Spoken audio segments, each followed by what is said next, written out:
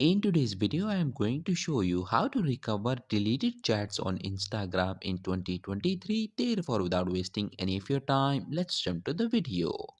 So, in order to recover your deleted messages on Instagram, what you need to do is to open the Instagram application. Click on these three horizontal lines at the top right corner of your screens and go to your activity. Now scroll down and click on the last option, download your information. Tap on request a download. Make sure that your Instagram account is selected and click on next. Then click on the second option, select types of information.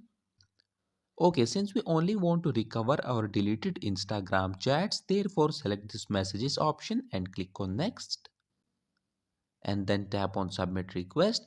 After you click on submit request, within the next 24 hours, a file containing your deleted chats on Instagram will be sent to your email address.